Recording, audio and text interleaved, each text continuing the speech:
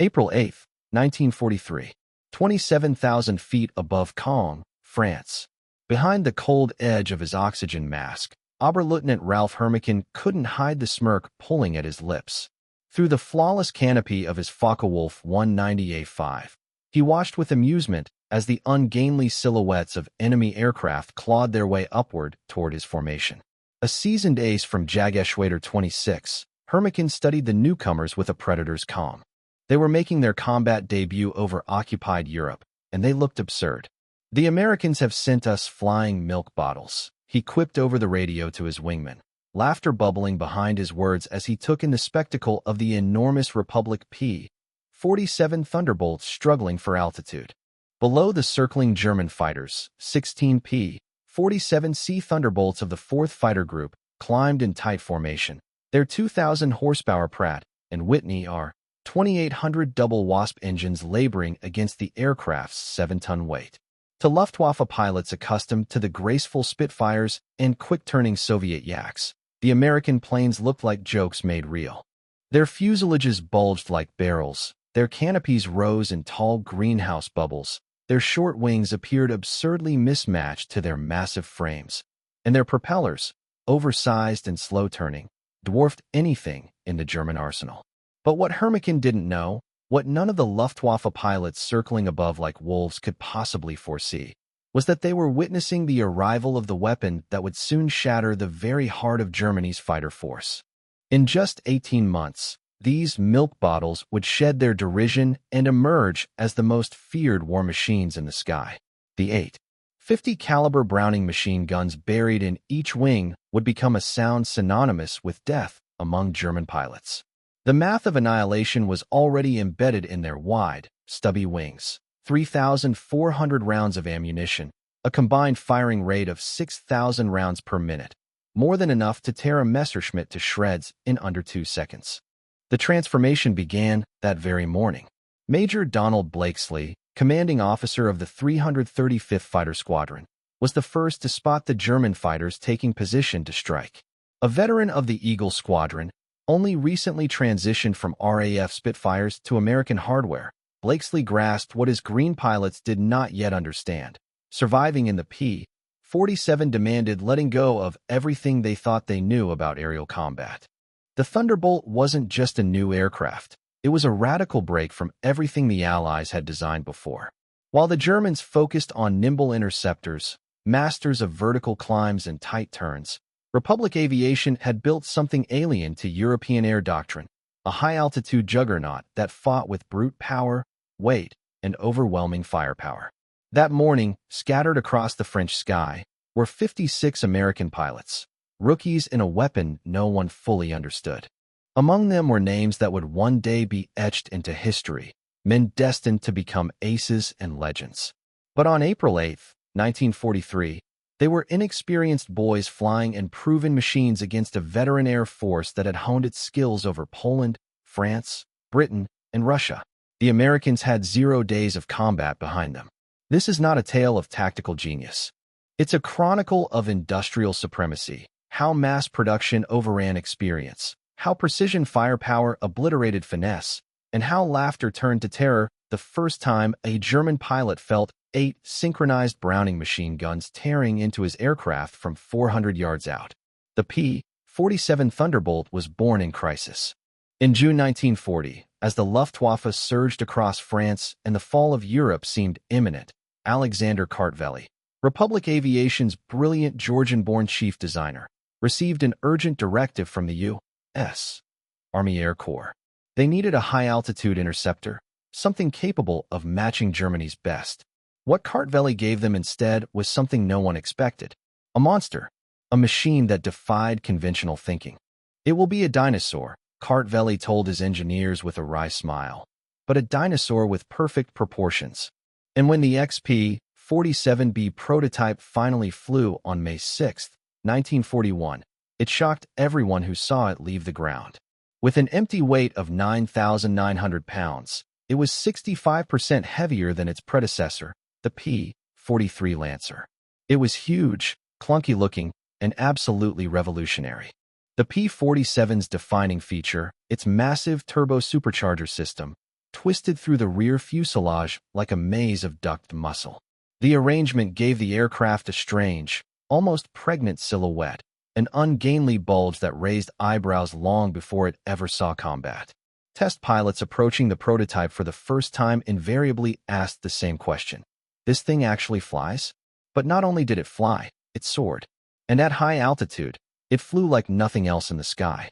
Its heart, the Pratt & Whitney R-2800 Double Wasp, a monstrous 18-cylinder radial engine, pounded out 2,000 horsepower. But more importantly, thanks to the turbo supercharger driven by exhaust gases, it could sustain full power at 27,000 feet, where most German engines choked for oxygen. While other fighters gasped, the Thunderbolt roared with the fury of a locomotive. Major Hubert Hub Zemke, commander of the 56th Fighter Group, first met the aircraft at Bridgeport, Connecticut, and hated it. Between September 1942 and January 1943, his unit lost 18 pilots and 41 aircraft. The Thunderbolt, it seemed, killed more Americans in training than Germans would in the opening months of combat. It was unforgiving. It ground-looped violently on landing. It torque-rolled on takeoff. And when diving, it plunged with such eager aggression that pilots discovered an entirely new aerodynamic threat: compressibility. As shock waves built on the wings at high speed, the controls froze in their hands. But for those who learned to tame the beast, the P-47 revealed a different face, something extraordinary. Lieutenant Robert Johnson, an unassuming farm boy from Oklahoma who would rise to become one of America's top aces with 27 confirmed victories, described his first flight in simple, unforgettable terms. It was like strapping yourself to a locomotive. The power was unbelievable. You didn't fly it, you aimed it. Combat, however, was a harsh proving ground. In the skirmishes of April and May 1943, every German prejudice seemed vindicated. The Thunderbolt couldn't turn with the Focke-Wulf 190s. It couldn't climb with the Messerschmitt Bf 109s. At medium altitudes, where most engagements played out, it couldn't match the nimble handling of the Luftwaffe's veterans. German pilots adapted quickly. They attacked from below, where the heavy American fighters struggled to respond. They forced turning fights where maneuverability trumped brute force. Hauptmann Joseph Pips Priller, commanding officer of Jägerschwader 26, reported back after his first skirmish with the newcomers. The new American fighter is meat for the slaughter. It flies like a truck, turns like a freight train, and climbs like a pregnant cow. Our boys are calling them Indians, fat targets pretending to be warriors. The statistics seem to support their arrogance. In the first month of operations, American Thunderbolt squadrons lost 14 aircraft for only 3 confirmed German kills. RAF observers flying Spitfires nearby made quiet suggestions that the Americans might want to reconsider their choice of aircraft. British pilots, never missing a chance to jab their allies, joked that the most effective evasive maneuver in a P-47 was to unstrap and run laps inside the spacious cockpit. But buried in the wreckage and smoke trails of those early missions was something the Luftwaffe failed to notice. The P-47s that went down didn't fall easily. They absorbed punishment no fighter should survive. One aircraft limped home from a May 4th mission riddled with 21 cannon holes and more than 100 machine gun strikes. Damage that would have shredded a Spitfire or vaporized a Messerschmitt barely slowed the Thunderbolt. Its rugged radial engine, lacking a vulnerable coolant system, shrugged off hits that would have crippled a liquid-cooled fighter. Its structure, thick-skinned and overbuilt, could take it and still fly. And when the Thunderbolts did get their guns on target, the results were terrifying. The 8.50 caliber Browning machine guns created a convergence zone, a focused channel of annihilation no German pilot had ever faced. Early war fighters relied on rifle-caliber rounds or cannons with minimal ammo. The P-47 could maintain sustained fire for over 30 seconds, an eternity in a dogfight. Then came the moment that started to shift German perceptions. June 26, 1943. Over Lisieux, France. Second Lieutenant Robert S. Johnson of the 61st Fighter Squadron was flying with a formation of 48 P-47s returning from an escort mission when they were ambushed. 16 Focke-Wulf 190s from 2/JG-26 Dove from the Sun with ruthless precision. At their head, Hauptmann Wilhelm Ferdinand Galland, brother of the famed Luftwaffe ace Adolf Galland. What followed would become one of the most astonishing aerial engagements of the war. The German attack was textbook perfection, diving out of the blinding sun with crushing speed and positional advantage. Second Lieutenant Robert S. Johnson, flying at the rear of the American formation, never had a chance. Caught in a vicious crossfire from multiple Focke-Wulf 190s, his Thunderbolt was torn open within seconds. Two 20mm cannon shells slammed into his aircraft. Explosions ripped across the fuselage. The canopy shattered violently, hydraulic fluid sprayed into the cockpit like blood from a severed artery, and the engine cowling was ripped away in the blast. Behind the instrument panel, fire bloomed. Johnson, bleeding from his nose and leg, shrapnel and bullet fragments embedded in his flesh, reached for the release to bail out. But it was hopeless. One of the 20mm rounds had detonated in the canopy track, fusing it shut with molten metal. He was sealed inside a dying aircraft at 27,000 feet. What happened next would become legend. Despite the oil-smeared windscreen blotting out all forward visibility, a trembling engine barely clinging to life, and flight controls that responded like a dead man's pulse, Johnson steadied the burning wreck and pointed it toward the English Channel. Any other aircraft would have fallen apart in moments. The Thunderbolt refused to die. Then things got worse. As Johnson limped home at a sluggish 170 miles per hour, a lone Focke-Wulf 190 from 2/JG-26 appeared behind him, a predator spotting easy prey. The identity of the German pilot has never been confirmed, though historians have scoured combat records for decades trying to assign a name to what would become one of the most astonishing duels in aerial history. The German lined up behind the crippled Thunderbolt and opened fire. Four 20mm cannon and two 13mm machine guns unleashed their fury into Johnson's aircraft. With his Thunderbolt too broken to evade, Johnson could only curl behind the armor plate behind his seat and pray. The fighter absorbed the full cannon load. It shook under the pounding. Then the German repositioned, now firing only with his machine guns, his cannons exhausted. He raked the P-47 again. Still it flew. Moments later, the enemy pilot pulled alongside, no longer attacking. Johnson saw him clearly. Young, blonde, his face just feet away across the air. What started as grim determination shifted in the German's eyes, first to confusion, then to disbelief, and finally something close to fear. He emptied his remaining machine gun ammunition into Johnson's shattered plane. Nothing. He pulled alongside a final time, stared for a long moment, shook his head in stunned amazement, and lifted one hand in a casual, almost respectful salute. Then he turned away and vanished into the clouds, presumably out of ammunition and ideas. Johnson's P-47, scorched, twisted, and bleeding smoke, made it to Manston Airfield. As it rolled down the runway, the engine gave out, coughing its last breath. The crew chief began counting bullet holes, but stopped after 200. One cannon shell had detonated inches from Johnson's skull. Another had exploded against the armor plate behind his back. The engine had taken direct hits. The control cables were frayed and half severed.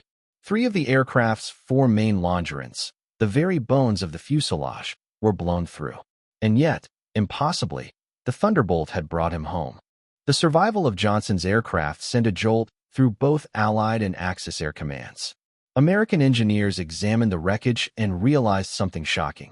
They had underestimated their own creation. Meanwhile, reports from Jägerschwader 26 reached German intelligence. At first, they were dismissed. No aircraft could survive that.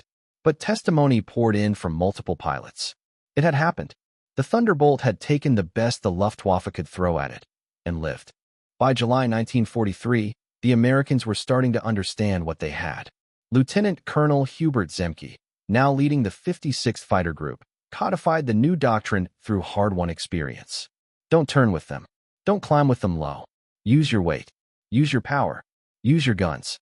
The very mass that had once seemed like a death sentence became the Thunderbolt's greatest asset. In a dive, it was untouchable. From 30,000 feet, a P-47 could break 550 miles per hour, faster than any German fighter, even in a vertical plunge.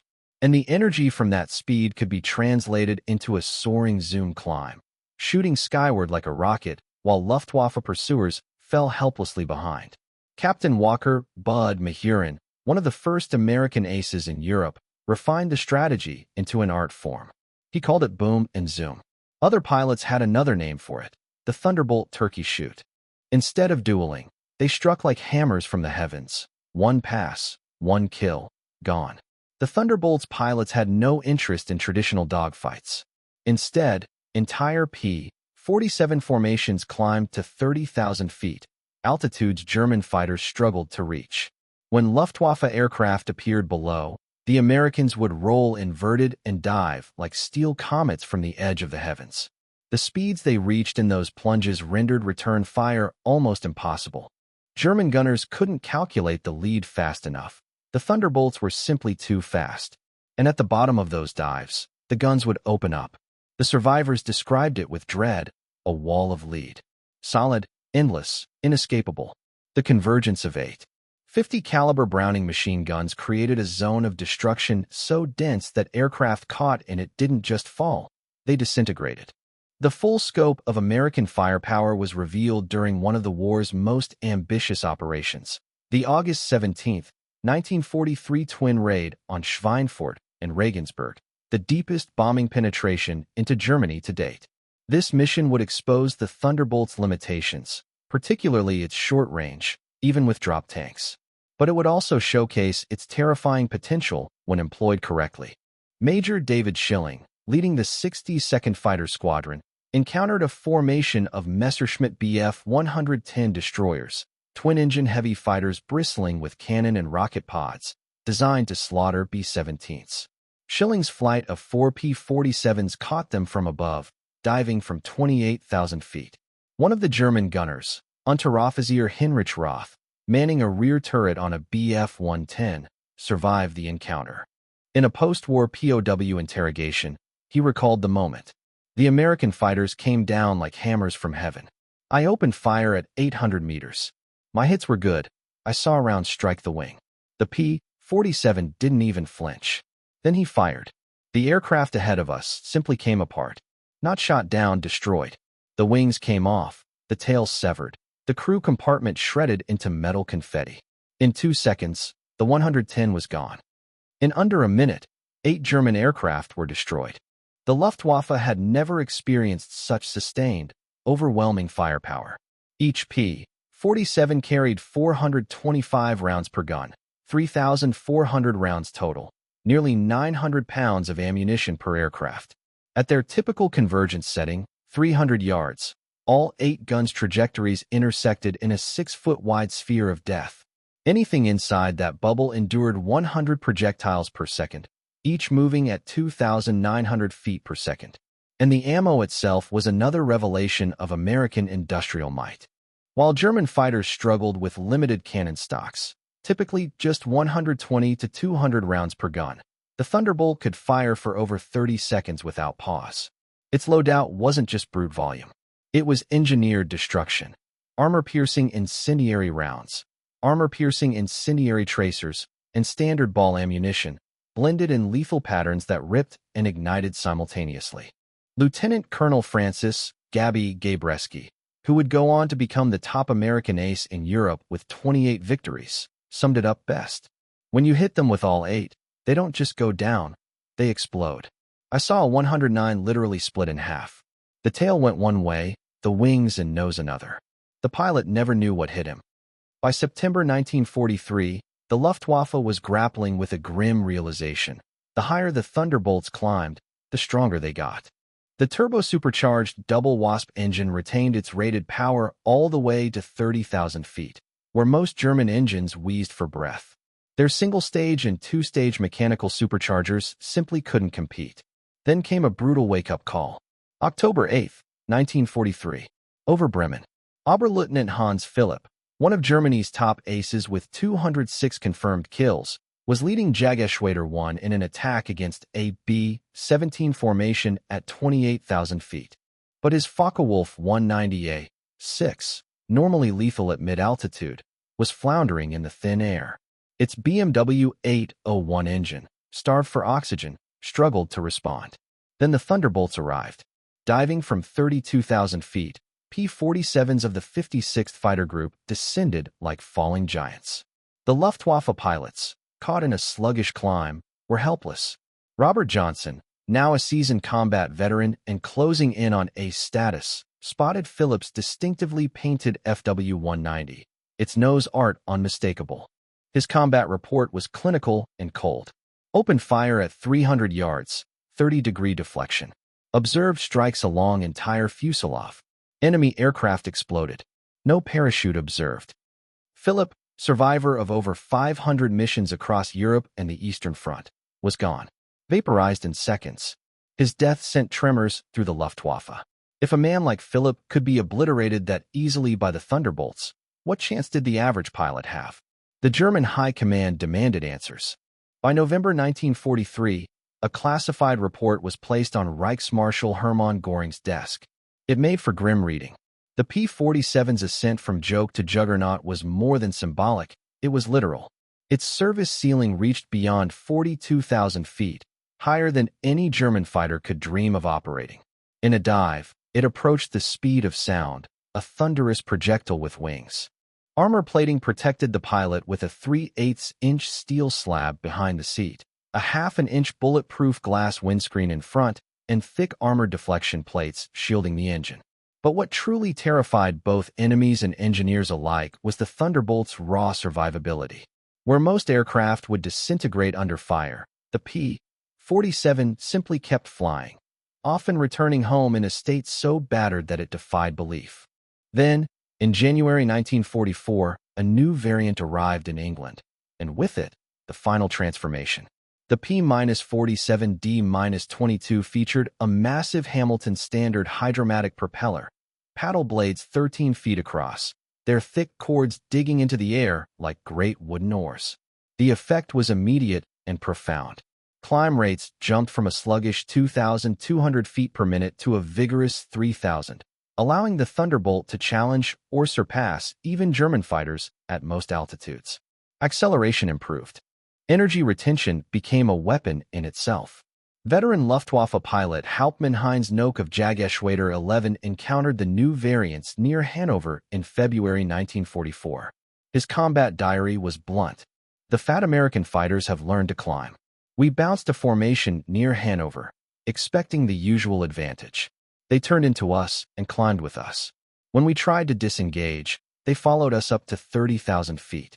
Schmidt was caught, blown apart. Nothing left but smoke and fragments. These are not the same machines we laughed at last year. The new propeller changed more than flight dynamics. It changed the Thunderbolt's voice. The roar of those paddle blades, their tips brushing the edge of supersonic speed, could be heard from miles away. German troops on the ground reported recognizing it instantly. A low, rolling thunder that heralded destruction. They named it Donnerschlag, thunderclap. By March 1944, Thunderbolts equipped with external tanks were escorting bombers deep into Germany.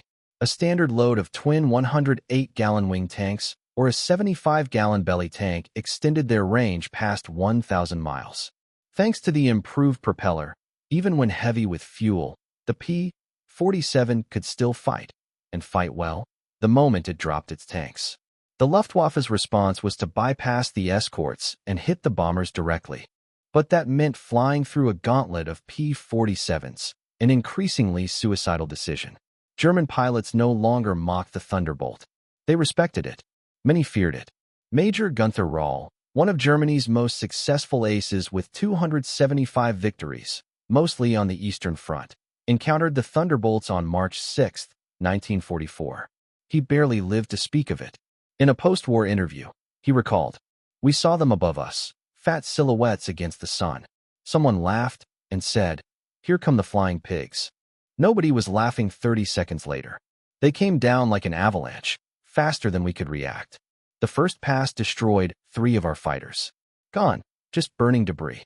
Their guns didn't fire in bursts like ours. They poured out solid streams of fire. Getting caught in that meant instant death." One of the Thunderbolt's greatest strengths in escort duty wasn't just power or fire. It was endurance. While German fighters burned through fuel at full throttle, the big radials in the P-47 cruised efficiently at high altitude. Thunderbolts could loiter with the bombers for hours, rotating cover, always ready to pounce. By spring 1944, with the arrival of long-range P-51 Mustangs, the P-47's role began to shift. It had proven itself in the air, now it would devastate on the ground. In April 1944, as Allied forces prepared for the invasion of France, Thunderbolts were reassigned to fighter-bomber roles, unleashing a new chapter of destruction. Its heavy machine gun battery, designed for tearing through aircraft, was just as effective against ground targets.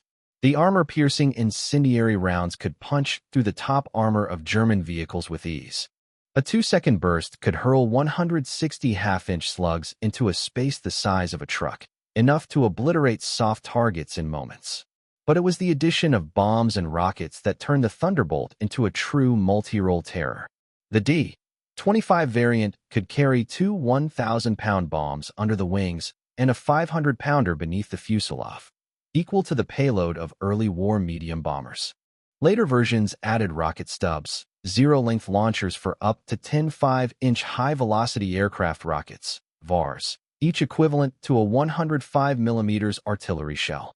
Oberst Hans von Luck, commanding the 125th Panzergrenadier Regiment during the Normandy campaign, experienced the fury of these strikes firsthand. They came in low, so low you could see the pilots' faces. The sound alone was terrifying. Engines howling, rockets screaming, and then the hammer of those machine guns. A column of our trucks simply ceased to exist. 20 vehicles turned to burning wreckage in a single pass. The psychological effect on the men was devastating. They called them Jabos, fighter bombers. But these were something beyond that. They were flying artillery, and they hit with the precision of snipers. June 6, 1944. D-Day. The Luftwaffe finally understood just how far the balance of power had shifted. Over 500 P-47 Thunderbolts blanketed the skies above Normandy, forming an unbreakable shield over the invasion beaches. Any German fighter that dared approach was hunted down and annihilated. Oberleutnant Wolfgang Fischer of Jagdgeschwader II was one of only 3 German pilots who made it to the beaches that day. His report was blunt. The sky belonged to the Americans. Thunderbolts were stacked from sea level to 30,000 feet. We tried to break through at dawn. 12 fighters from our group. I was the only one to return. The P-47s were waiting at every altitude. You couldn't climb above them. You couldn't dive beneath them. Their guns turned our fighters into aluminum rain. In the days and weeks after D-Day, the Thunderbolts launched a relentless campaign against German ground forces in daylight. The statistics from June alone were staggering. In that single month, the 9th Air Force's P-47s destroyed 651 locomotives, 3,847 trucks, 512 tanks and armored vehicles, 4,553 horse-drawn vehicles. The Wehrmacht was forced to abandon daytime movement entirely. Anything that rolled, burned. Desperate to counter the threat, the Germans tried everything. Upgraded armor, more flak batteries, better camouflage. None of it mattered. The P-47's deadly trifecta of speed, protection, and overwhelming firepower rendered those efforts futile. Even the dreaded 88 mm anti-aircraft guns struggled to track the fast, low-flying Thunderbolts. And while Europe burned, the P-47 was proving itself in another crucible, the Pacific. The 348th Fighter Group, operating out of New Guinea, discovered that the Thunderbolt was uniquely suited to the vast distances and brutal conditions of the Pacific War. Colonel Neil Kirby, commanding the 348th, developed tactics tailored to the theater's realities. On October 11, 1943, Kirby led just 4 Thunderbolts against a swarm of 40 Japanese aircraft over Wewak. He shot down 6 himself in a single sortie, a feat that earned him the Medal of Honor. The Japanese, used to fragile American planes like the P-40 and P-39, were stunned.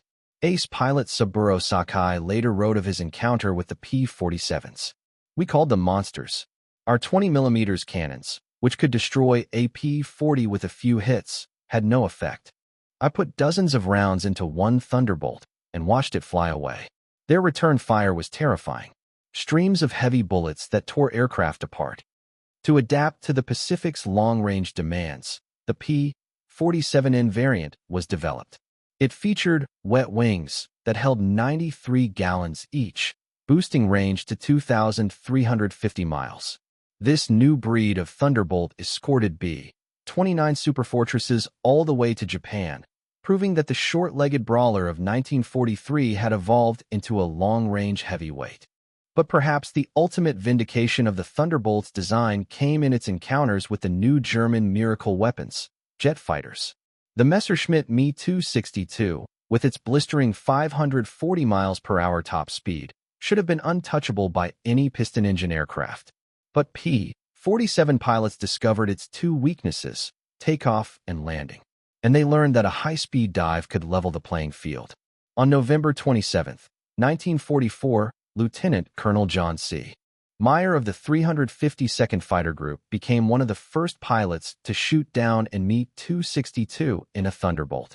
Diving from 28,000 feet, Meyer's P-47 reached nearly 500 miles per hour, fast enough to run the jet down in level flight. The German pilot, confident in his speed, never even saw it coming. Meyer's combat report was surgical. The enemy aircraft disintegrated under fire. Large pieces, including both engines, separated from the fuselage. The pilot did not escape. The concentrated fire of 8.50 caliber guns proved more effective than we anticipated against jet aircraft. By early 1945, the U.S. deployed specialized P-47M variants to counter jets and V-1 flying bombs. Equipped with water methanol injection and aerodynamic refinements, these ultimate Thunderbolts boasted 2,800 horsepower and could reach 470 miles per hour in level flight at 30,000 feet, fast enough to challenge even the Me-262. In March 1945, Major George Bostwick, commanding the 63rd Fighter Squadron, shot down two Me-262s in a single month. The message was clear. The Thunderbolt wasn't obsolete, it was evolving, and it would fight anything, anywhere, at any altitude. Major George Bostwick's tactical report following his victories against German jets was blunt and revealing. The jets are faster, but they can't turn, and they can't take punishment. One good burst from our battery, and they come apart like they're made of paper. They have to slow down to attack bombers. That's when we get them. But if firepower had a face, it was during Operation Bodenplatte, Germany's last-ditch attempt to cripple Allied air power. January 1, 1945. Nearly 900 German fighters, including their most seasoned surviving pilots, launched a surprise attack on Allied airfields across Belgium and the Netherlands. At Y-34 airfield near Metz, home of the 365th Fighter Group's Thunderbolts, the initial strike succeeded. 22 P-47s were destroyed on the ground, along with other aircraft. One captured German pilot, emboldened by the flames, sneered at his captors and gestured toward the wreckage. What do you think of that? Major George Brooking didn't blink. He pointed down the flight line, where crews were already clearing debris, laying new hardstands, and making space. By tomorrow, we'll have 40 new ones. How long will it take you to replace your pilots? The smile vanished. Within 48 hours, brand new P-47 D-40S, fresh off the production line, arrived from depots in England. The Luftwaffe's gamble had cost them 271 aircraft and 213 pilots, including many irreplaceable instructors and squadron leaders. The Allies lost 134 aircraft in total across all attacked fields. All were replaced within a week. The numbers told a story the Luftwaffe couldn't deny. Republic Aviation had built 15,683 Thunderbolts, more than any other American fighter of the war. At peak output, the Farmingdale factory on Long Island produced one aircraft every hour. The Evansville plant in Indiana, built on farmland in 1942, was rolling out 500 planes a month by 1944. Each P-47D was a mechanical marvel, requiring 65,000 individual parts, 8 miles of electrical wiring, 2,000 pounds of aluminum, 300 pounds of rubber. The engine alone held 2,400 components, each machined to tolerances measured in thousandths of an inch. And yet, workers, many of them women who had never seen an airplane before Pearl Harbor, assembled them with precision that surpassed peacetime standards. The Thunderbolt's ammunition demand was staggering. Each sortie consumed 3,400 rounds of 50 caliber ammunition. With hundreds of sorties flown daily, demand soared beyond 10 million rounds per month by mid-1944. At Lake City Arsenal in Missouri, just one of several ammunition plants, factories were producing 30 million rounds monthly. Every cartridge was built to tolerances of 10,000ths of an inch to ensure flawless feeding through synchronized gun systems. Fuel consumption was just as immense. Each Thunderbolt burned 100 gallons per hour in standard flight, up to 300 gallons in combat when water injection was engaged. By late 1944, the 9th Air Force alone was consuming over 25 million gallons of aviation fuel monthly. All of it, fuel, ammo, parts, was shipped across the Atlantic in tankers mass-produced with the same relentless efficiency. Even more astounding than the machinery was the manpower. By 1944, the United States was graduating 30,000 pilots per year from advanced flight training, more than Germany trained in the entire war. Every P-47 pilot entered combat with a minimum of 400 hours of flight time, including 100 hours in advanced fighter aircraft. By contrast, late-war Luftwaffe recruits were entering battle with less than 100 total hours, often having never seen combat. And the difference showed. American pilots arrived in Europe trained not just in flying, but in formation tactics, gunnery, instrument navigation, and enemy aircraft recognition. They studied captured German planes, knew enemy strengths and weaknesses, and read technical manuals their adversaries never even received. Lieutenant Eugene Roberts, who arrived in England in September 1944, summed up the American edge. I had 420 hours in my logbook, including 75 in the P-47. I'd fired at towed targets, practiced deflection shooting, studied real gun camera footage. On my first mission, I knew exactly what to do. The German I faced probably didn't have half my experience. It wasn't even a fair fight. By March 1945, even Luftwaffe veterans were speaking openly, if not officially, about the Thunderbolt's unmatched power. Oberleutnant Joseph Pips Priller, the same pilot who had once mocked the P-47s as pregnant cows, was interviewed by Nazi propaganda officials in an attempt to boost morale. His response was never published. It was too demoralizing. The Thunderbolt is the best fighter bomber ever built. Its firepower is unprecedented. The guns don't jam, they don't overheat, they don't run out in a normal fight. It carries bombs like a medium bomber, fires rockets like artillery, and fights like a pure fighter when it needs to. But beyond the machine is what it represents: unlimited American production. They lose 10, they build 20. We lose 1, it's gone forever. Their pilots arrive better trained than our instructors. They have fuel for training, ammunition for practice, spare parts for everything. We have nothing but courage. And courage without resources is just delayed defeat. We laughed at them in 1943. We're not laughing now. When you hear those guns, you know death has come calling. The sound haunts us. Mechanical, precise, unstoppable. Like everything American, it's about overwhelming material superiority. They didn't beat us through better tactics or braver pilots. They buried us under an avalanche of steel and lead. By April 1945, the Luftwaffe existed in name only. Fuel shortages had grounded most aircraft. Veteran pilots were dead or captured. Airfields lay cratered, blackened ruins. And even if aircraft and fuel could be conjured, there was still the final, impossible equation. To attack meant flying into skies owned by the P-47. From ground level to 40,000 feet, the Thunderbolt reigned supreme. Feldwebel Klaus Brechtender, one of the last Luftwaffe pilots trained before the war's end, flew exactly one mission. It lasted 12 seconds. I saw them diving from above, 4 Thunderbolts in perfect formation. I tried to turn, but they were too fast. The leader fired from 500 meters. My aircraft shook like I'd been struck by sledgehammers. The engine exploded. The wing tore free. I barely escaped. Floating in my parachute, I watched them destroy my entire staffel. 6 fighters gone in under a minute. The sky rained burning aluminum and bodies. The psychological effect was total. German pilots began to suffer what Luftwaffe medical officers called Jabo fever, a condition marked by nausea, headaches, and trembling when Thunderbolts were reported in the area. Veterans who had flown calmly against Spitfires and Hurricanes were now physically ill before missions. The sound alone, the thunderclap of approaching P-47s, sent ground troops diving for cover. They knew, when you heard that roar, survival came down to seconds. And the numbers told the rest of the story. In Europe, Thunderbolt units destroyed 3,752 enemy aircraft in aerial combat, 3,315 aircraft on the ground, 86,000 railway cars, 9,000 locomotives, 6,000 armored fighting vehicles, 68,000 trucks, 60,000 horse-drawn vehicles.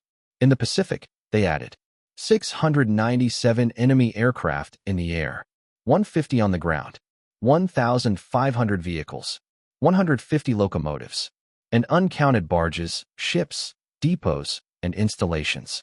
The 9th Air Force alone, operating primarily P-47s, flew 213,873 combat sorties, dropped 120,000 tons of bombs, fired 135 million rounds, and launched 60,000 rockets. The Thunderbolt achieved a 4.6-to-1 kill ratio in aerial combat, while maintaining the lowest loss rate of any Allied fighter bomber. But behind every number was a cost. The Luftwaffe lost an estimated 28,000 pilots in combat against Western Allied forces. Many fell to the concentrated storm of American .50 caliber machine gun fire. Every German loss represented years of training, resources, and irreplaceable skill. By war's end, the average Luftwaffe fighter pilot had less than 30 hours of combat experience. The average Thunderbolt pilot had over 200. At the Luftwaffe Interrogation Center in Oberursel, captured Allied airmen were questioned, documented, analyzed. Among the records recovered in 1945 were the evolving assessments of Allied aircraft, none more striking than that of the P-47. April 1943. Large, unmaneuverable fighter. Inferior in all aspects except dive speed. Machine gun armament insufficient. Assessment, minimal threat. December 1943. Exceptional performance at high altitude. Structural strength extreme. Firepower problematic. Pilots improving. Assessment, significant threat above 25,000 feet. June 1944. Dominant fighter bomber. Superior above 20,000 feet. Devastating firepower. Assessment, critical threat at all altitudes. March 1945. Best fighter bomber of the war. Combination of firepower, durability, and performance unmatched. Pilot quality exceptional. Assessment, unsurvivable in direct engagement. And then, in 1985, at a reunion of former German and American fighter pilots in Phoenix, Arizona, the truth came full circle. General Lieutenant Adolf Galland, former head of the Luftwaffe's fighter arm, was asked about the Thunderbolt. His reply, captured on video, was simple and final. We made a terrible mistake in 1943. We saw this big, heavy fighter, and we laughed. We said the Americans built a bomber and called it a fighter. But we were wrong.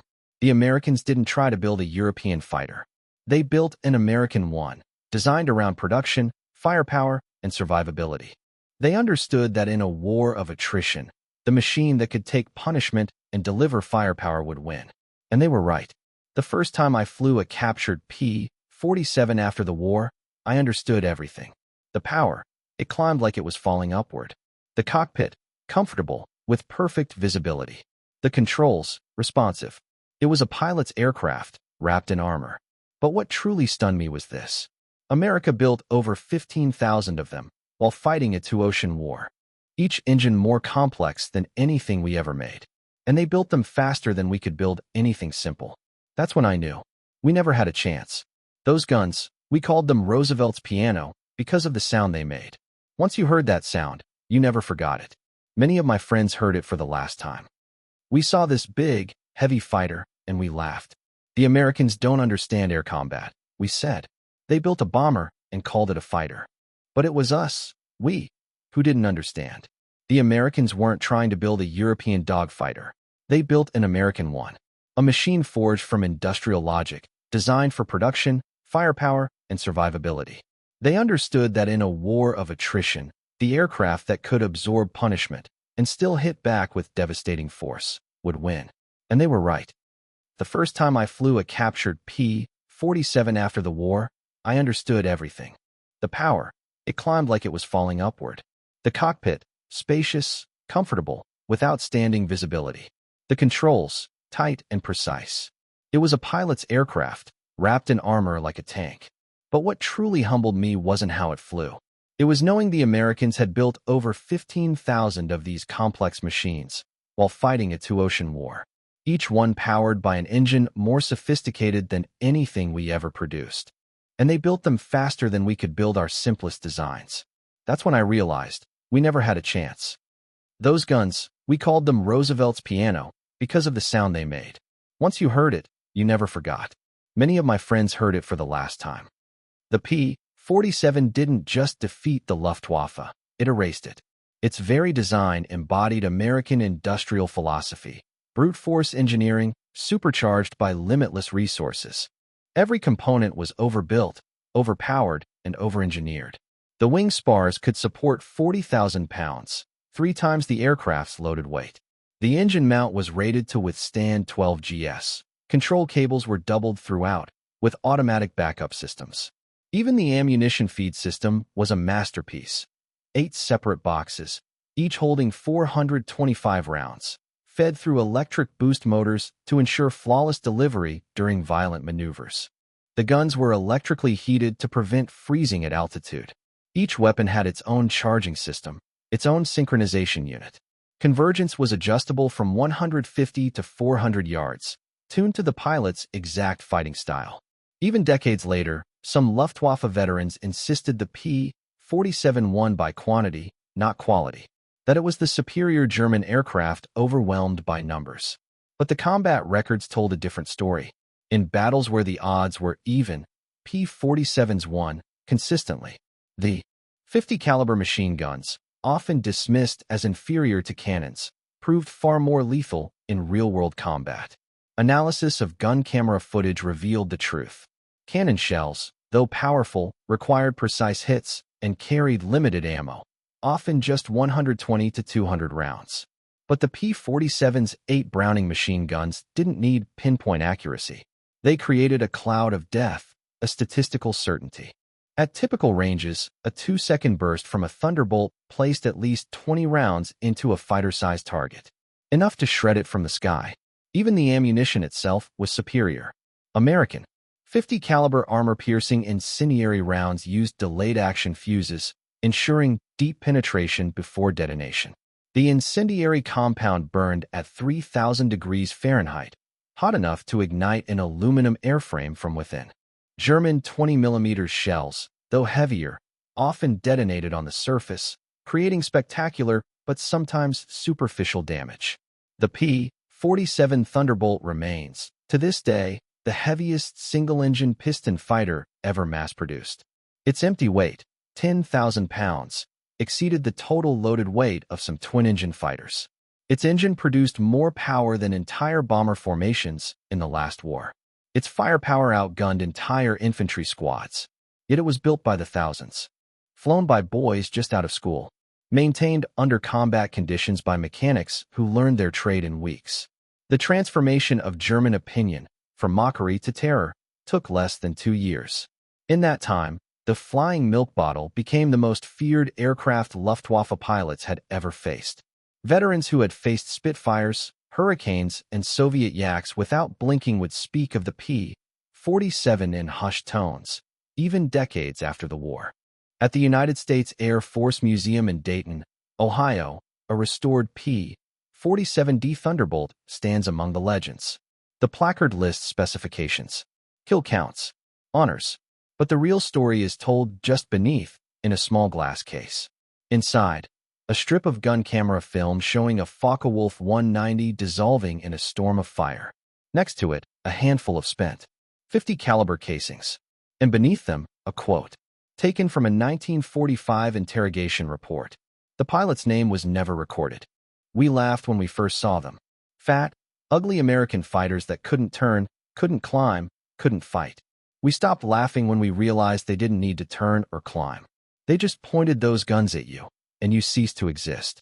The laughter died with our comrades. The P-47 Thunderbolt entered the war as a joke. a flying refrigerator with guns. It ended the war as a harbinger of destruction. Between those two moments, 8 synchronized Browning machine guns rewrote the laws of aerial warfare and buried the Luftwaffe beneath a storm of fire and steel. The German pilots who mocked the Thunderbolt in April 1943 were gone by May 1945.